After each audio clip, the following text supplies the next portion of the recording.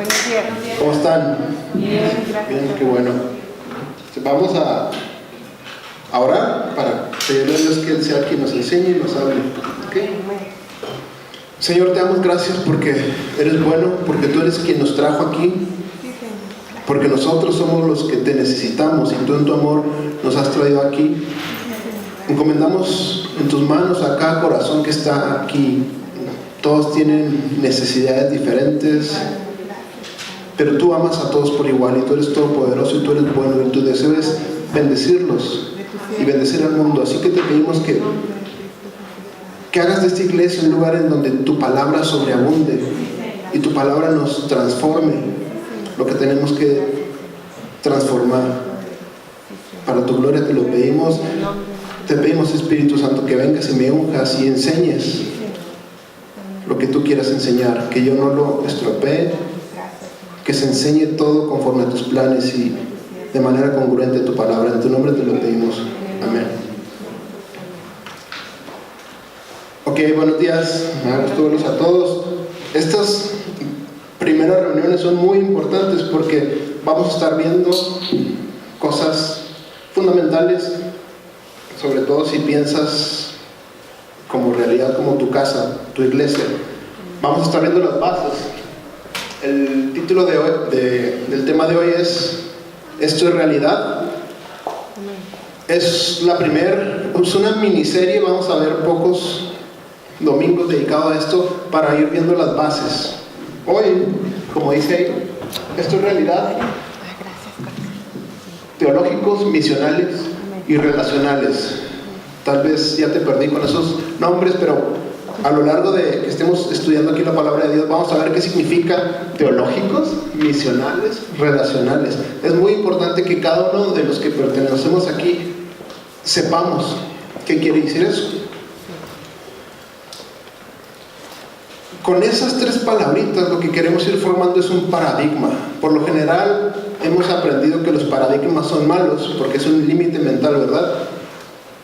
Cuando eres niño y te dicen no puedes y creces toda la vida pensando que no puedes, es un paradigma malo. Pero no todos los paradigmas son malos. Hay paradigmas buenos, límites mentales, y estas tres palabras van a denotar para nosotros un límite en dónde vamos a estar actuando, en dónde vamos a estar haciendo las cosas como iglesia, porque como iglesia no podemos hacer lo que se nos antoja a nosotros. Estamos aquí por Dios, ¿verdad? Entonces tenemos que ir delimitando y sabiendo de qué se trata la iglesia. ¿Por qué vengo? No quieres estar en un lugar donde no sabes qué estás haciendo, ¿verdad? Siguiente slide, por favor. Ok, hoy vamos a ver, nos vamos a enfocar en teólogos. Como iglesia, realidad tiene que ser una iglesia teológica, donde cada miembro tiene que ser un teólogo. Tú dices, caray, que esa palabra no es para gente eruditos o gente que está en el espacio. No. Para empezar, ¿qué es la teología? Es la ciencia que trata de Dios y del conocimiento que el humano tiene de Dios, el estudio de la naturaleza de Dios. Eso es la teología.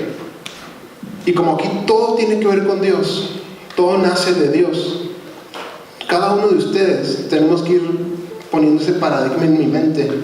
Tenemos que ser teólogos, personas que estudian a Dios. ¿Por qué? No como eruditos que estamos allá aislados, sino cuando quieres algo, cuando te apasiona algo, cuando te interesa algo, ¿qué hacemos? No vamos a decir lo estudiamos, ¿verdad? Porque esa palabra nos aburre, pero en realidad sí lo estudias. Cuando te gusta una canción, ¿qué haces? La repites. Cuando estás enamorado de un artista, ¿qué haces? Te metes a ver su biografía, su blog.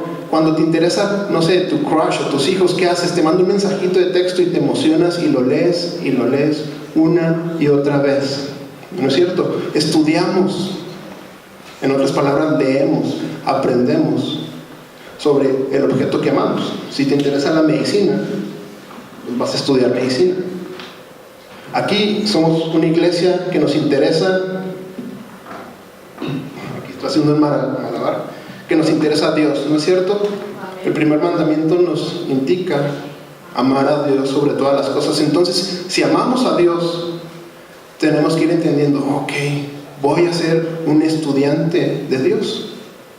Todos, no nada más los pastores o los líderes, cada uno de los que se consideran cristianos, tenemos que ir poniendo eso en mi mente. Ok, yo tengo una responsabilidad de estudiar a Dios, de aprender de Él. Decir que algo es teológico es decir que está relacionado con el estudio de Dios. Por eso nosotros podemos decir que en realidad esta iglesia vamos a ser teológicos.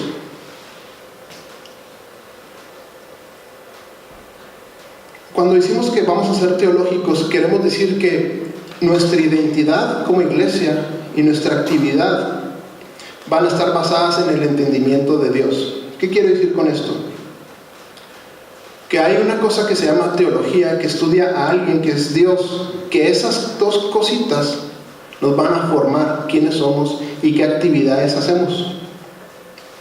¿Por qué? Porque Dios trasciende el tiempo y la cultura. ¿Te imaginas? Si Dios no trascendiera el tiempo y la cultura, quiere decir que la iglesia a lo largo de toda la historia sería diferente. Iría agarrando formas que dicta la sociedad o la economía. Y si se fijan, la iglesia no se rige en base a la sociedad o a la economía, o al menos no debería de rigirse. En momentos oscuros de la historia ha sucedido y ha sido cuando hemos estado mal. Cuando dejamos que la iglesia se rija por cosas que no es teología, por cualquier otra ología, está mal. La iglesia no se puede dejar regir por la antropología, centrada en el hombre. No puede estar regida por la sociología, el estudio de la sociedad. ¿Por qué? Porque estaría cambiando constantemente. Y la iglesia no es un ente que tiene que estar cambiando su centro. ¿Te imaginas si aquí adoptáramos lo que dicta la sociedad hoy en día? Sería un relajo, ¿no es cierto? Entonces tenemos que estar basados no en lo que dice la moda, no en lo que dice la sociedad, no en lo que dice la humanidad. Estamos basados en lo que dice Dios. Por eso somos una iglesia teológica, donde cada miembro tiene que ser un teólogo que estudia a Dios y se basa en Dios. Sí, vamos a interactuar con la antropología, con los hombres, sí vamos a interactuar con la sociedad, con la sociología, porque nos importan, tenemos un mensaje que comunicarles, pero no vamos a estar centrados ni basados nuestra identidad en esas cosas. Vamos a estar centrados y basados nuestra identidad en Dios, en quién es Dios. Sabemos que la iglesia, ya hemos visto que es la iglesia, son aquellos llamados por Dios, todo el mundo, para conectarnos con Él. La iglesia es universal. ¿Qué quiere decir esta palabra universal? Que es para todo el mundo. El mensaje de Dios es para todo el mundo. Y por lo tanto hay muchas expresiones locales de la iglesia. ¿Qué quiere decir expresión local de la iglesia?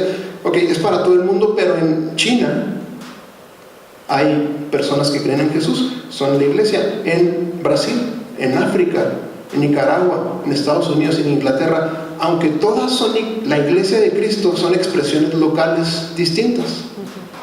Y todas son diferentes de cierta manera. Es ilógico que fueran iguales, ¿no es cierto? Ni siquiera tu casa y la casa de tus tíos son iguales, aunque son hijos de los mismos papás. ¿No es cierto? Cada casa tiene su cultura y no quiere decir que una está bien o que la otra sea mejor, son diferentes. Entonces la iglesia es universal. En África no pueden ser iguales que aquí porque hay diferencias regionales, físicas, económicas, hay de todo tipo. Pero hay ciertas cosas que sí la iglesia tiene que tener siempre. Hay cosas no negociables que cualquier expresión local de la iglesia de Cristo tiene que tener. Entonces vamos a estar ok si en ciertas partes hacen ciertas cosas diferentes, pero hay ciertas cosas que no podemos negociar. Hay ciertas cosas que cualquier iglesia que se diga cristiana tiene que tener. Siguiente, por favor. Estos 4 aspectos son no negociables para cualquier iglesia, y nosotros, como iglesia cristiana, tenemos que tenerlo. Uno es, tenemos que estar como iglesia teológica. ¿Qué quiere decir? Que somos una iglesia centrada. Ahorita vamos a ver qué significa. Somos una iglesia que está en constante aprendizaje. Cada miembro tiene que estar aprendiendo. Una iglesia de oración y una iglesia de adoración. ¿Qué queremos decir para empezar? Con una iglesia centrada. ¿Centrada? ¿De que es muy centrado el muchacho? No. Siguiente slide.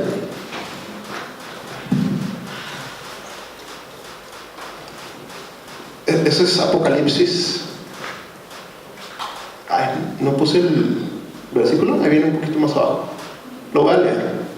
Esto es una probadita del futuro. Así es como el libro de Apocalipsis revela una parte del cielo. Dice: entonces vi un cielo nuevo y una tierra nueva, porque el primer cielo y la primera tierra habían desaparecido, y también el mar. Y vi la ciudad santa, una nueva Jerusalén, que descendía del cielo, desde la presencia de Dios, como una novia hermosamente vestida para su esposo. Oí una fuerte voz que salía del trono y decía: miren, el hogar de Dios ahora está entre su pueblo. Él vivirá con ellos y ellos serán su pueblo. Dios mismo estará con ellos. Él les secará toda lágrima de los ojos, y no habrá más muerte, ni tristeza, ni llanto, ni dolor. Todas esas cosas ya no existirán más. Qué tremendo, ¿no?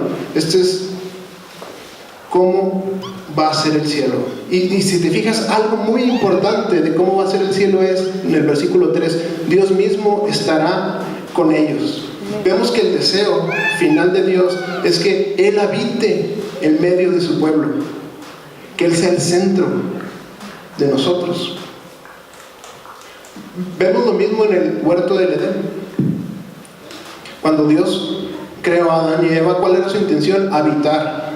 La palabra dice que Dios se paseaba con ellos.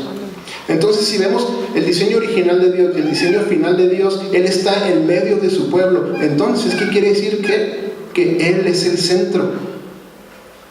Nosotros que estamos viviendo un periodo en la historia donde estamos en medio del huerto del Edén y del cielo, como somos una sombra del deseo de Dios.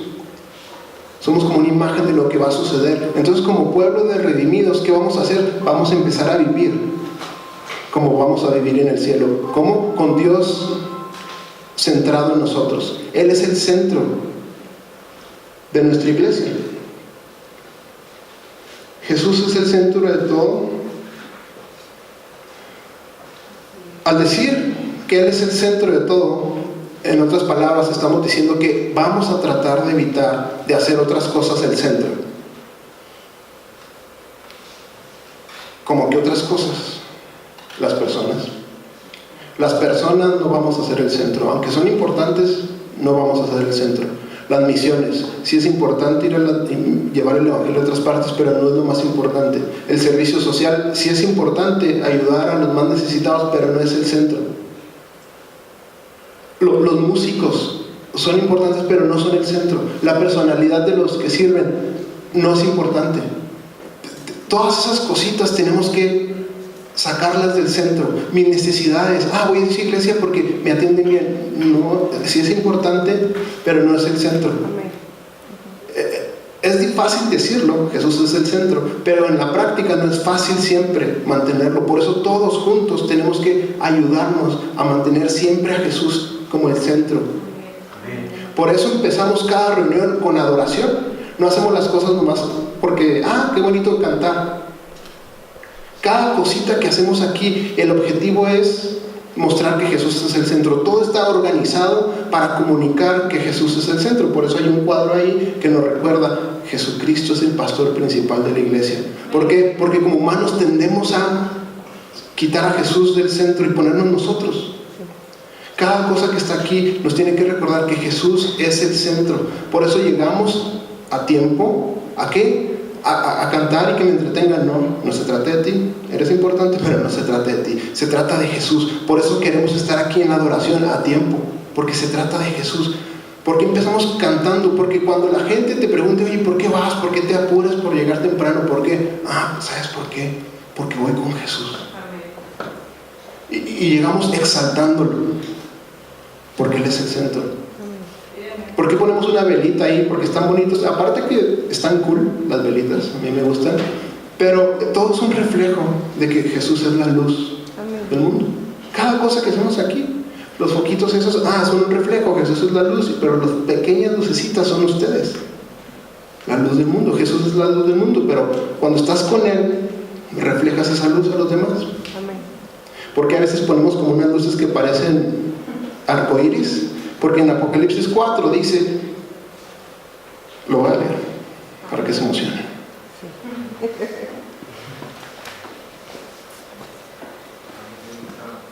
Dice Apocalipsis 4, otra mirada del cielo. Al que estaba sentado tenía un aspecto semejante a una piedra de jaspe y coralina. Alrededor del trono había un arco iris que se asemejaba a una esmeralda. Rodeaban al trono otros 24 tronos, en los que estaban sentados 24 ancianos vestidos de blanco con una corona de oro en la cabeza. Del trono salían relámpagos, estruendos y truenos. Delante del trono ardían 7 antorchas de fuego, que son los 7 espíritus de Dios.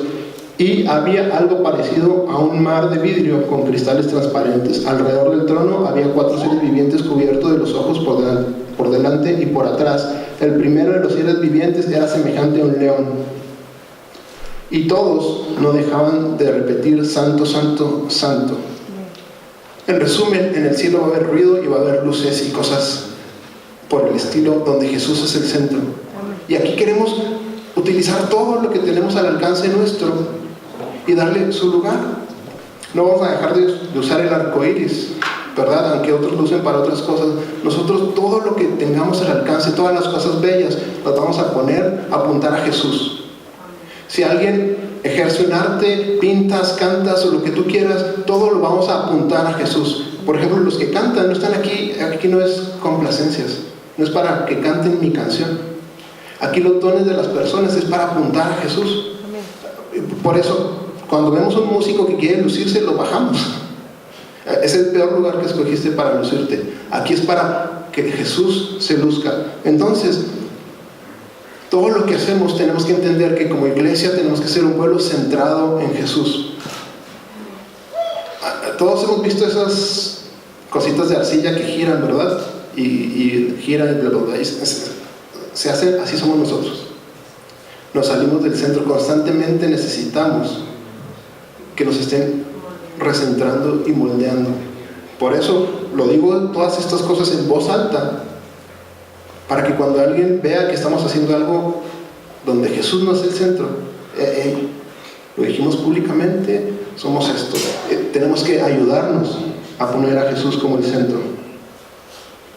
Por eso empezamos con alabanza y tenemos un segundo set de adoración al final. La canción del principio y la canción del final no es para darle chance a la gente a que llegue al sermón. Eso es un error. Si lo haces, ya no lo hagas. No es como para que no importa, esa es la alabanza, ahorita llegamos al sermón. O ya se acabó el sermón, ya me voy, que al cabo nada más le cantan a Jesús. Es lo más importante, los momentos al principio y al final. ¿Por qué? Porque ahorita yo te estoy platicando cosas de la Biblia, pero yo no puedo cambiar tus temores, yo no puedo cambiar tu corazón, yo no te puedo ayudar, yo no conozco tus más grandes necesidades. Jesús sí. Entonces alguien que nada más viene al sermón es como si conoces a una muchacha, te encanta, sabes que te hace bien, la haces tu novia, te casas y a la hora de la luna de miel te vas. Sería una tontería, ¿no? Haces todo para la hora de lo mejor, te vas. Entonces venir a la iglesia, pero no venir a tiempo a la adoración y salirte antes cuando estamos adorando, es igual de ilógico. Lo más importante en estos servicios es el momento de adoración, porque ahí es donde estás con Jesús, ahí es donde Él te puede ayudar, donde te puede transformar. Por eso Jesús es el centro. Amén. Porque nadie te puede ayudar como Jesús. Por eso tenemos un segundo set de adoración.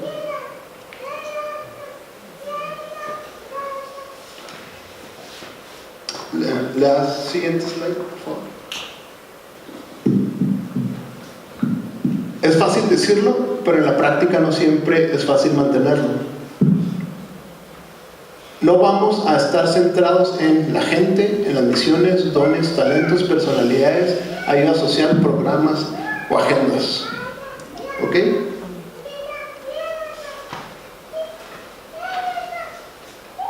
Siguiente slide.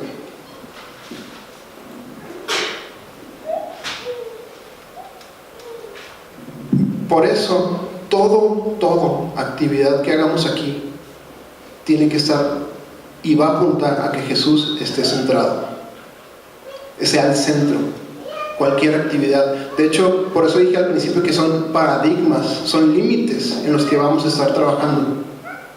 Si Jesús no es el centro de esa actividad, no lo vamos a hacer.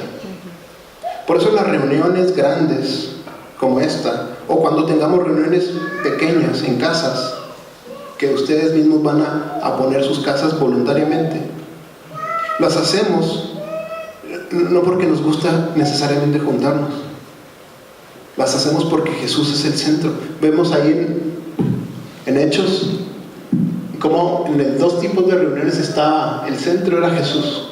Hechos 2:46 dice: adoraban juntos en el templo cada día, se reunían en casas para la cena del Señor y compartían sus comidas con gran gozo y generosidad.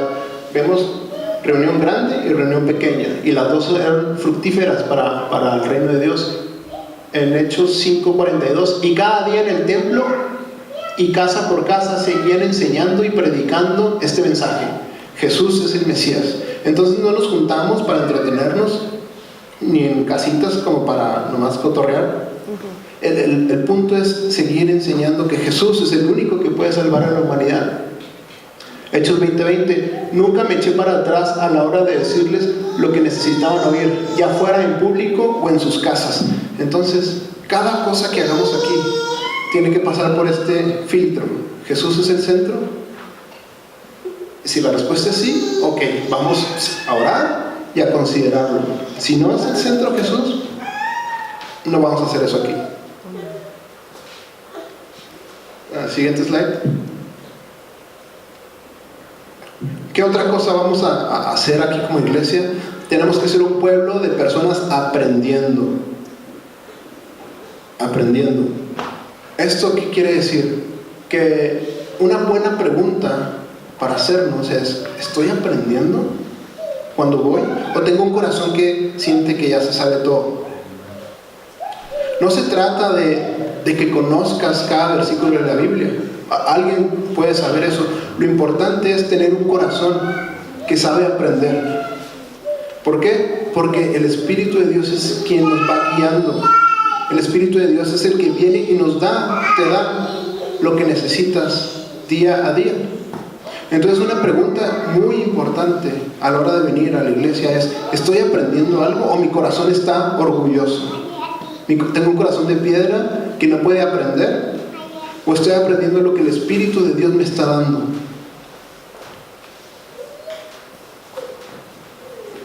El salmista, cuando escribió el Salmo 23 y que hablaba de estos pastos verdes por el cual Dios lo llevaba, fíjense qué curioso. Pastos verdes, de hecho, es un lugar geográfico real, existe. Si lo buscas en Google Maps, es una región de Israel, pero lo curioso es que es un desierto. Qué curioso, ¿no? Que se llame pastos verdes y es un desierto. Lo que sucede es que ahí, en las montañas del desierto, salen pedacitos de pasto. Y el pastor, los pastores que pastoreaban ahí, llevaban a las ovejas con cuidado día a día, dándoles lo que necesitaban. Pastos verdes, Dios te da día a día lo que necesitas. No se trata de quién es el sabelotodo, se trata de estar en la comunión y estar aprendiendo constantemente. ¿Qué es lo que el Espíritu de Dios me está diciendo? Entonces tenemos que ser una comunidad que aprende. Jesús, ¿por qué tenemos que aprender? Porque para empezar, Jesús modeló esto para su iglesia. Vemos ahí en Mateo 4:23, Jesús viajó por toda la región de Galilea, ¿haciendo qué? Enseñando en las sinagogas, anunciando la buena noticia del reino y sanando a la gente de toda clase de enfermedades y dolencias. Entonces, ¿qué hizo Jesús? Enseñó y predicó. Si no estamos aprendiendo, quiere decir que nos estamos perdiendo algo que Jesús ciertamente quiere hacer contigo. Por eso todos tenemos que ser una comunidad que estemos aprendiendo. Mateo 11:28. Luego dijo Jesús: vengan a mí todos los que están cansados y llevan cargas pesadas, yo les daré descanso. Pónganse mi yugo, déjenme enseñarles, porque yo soy humilde y tierno de corazón, y encontrarán descanso para el alma, pues mi yugo es fácil de llevar y la carga que les doy es liviana. Necesitamos aprender de Jesús. ¿Por qué es muy importante aprender? Cuando no aprendemos de la Biblia, que es la autoridad final, va a ser imposible que la podamos poner en práctica. ¿A qué me refiero? Si tu mamá te dice: tráeme de Walmart una mesa, pero tú no tienes dinero, ¿qué vas a hacer? Pues nada, ¿verdad? Es imposible que vayas por la mesa. Cuando nos dan imperativos, el puro imperativo, es imposible que lo podamos ejercer. Ve a Walmart por una mesa. Pero si te dan primero un indicativo,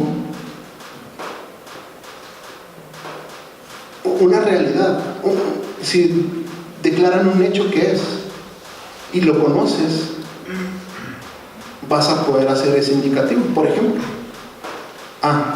dejé $100 en la mesa de la casa. Con esos $100 ve a Walmart, tráeme la mesa y quédate con el cambio. Ese indicativo me empodera, ¿verdad? Para ir. De hecho, voy a ir con mucho gusto, ¿verdad? Si te vas a quedar con el cambio del indicativo que te dijeron, puedes hacer el imperativo. Con Dios es igual. Por ejemplo, todos sabemos que Dios nos dice: ama a tu prójimo. Pero por lo general no sabemos la Biblia, entonces estamos con que no, pues ¿por qué lo voy a amar si me sacó la lengua y nadie me quiere? ¿Y por qué no me quieren a mí? Pero si aprendemos los indicativos, no nada más los imperativos, no nada más las órdenes, si aprendemos que Dios me ama, a pesar de lo que soy, puedo amar, a pesar de lo que ellos son. Imperativo: perdona a tus enemigos. ¿Por qué los voy a perdonar? Pero si eres alguien que aprende y se expone a la verdad de la palabra de Dios y aprendemos los indicativos de Dios, vamos a encontrar el poder para obedecerlo. Por ejemplo, un indicativo de la Biblia es: Dios nos amó y perdonó aun cuando éramos sus enemigos. Ok, quiere decir que este indicativo que Dios me da poder para obedecerlo. A lo mejor muchos de nosotros hoy estamos batallando en obedecer a Jesús en alguna área específica de tu vida, y esa área te está destruyendo. Y por más que busques en psicólogos, en la autoayuda, nunca vas a encontrar el poder para obedecer a Jesús. Lo que necesitamos es exponernos a los indicativos de la Biblia, de algo que Dios ya ha hecho sobre ti, que cuando lo conozcas vas a entender y poder obedecerlo. Tratar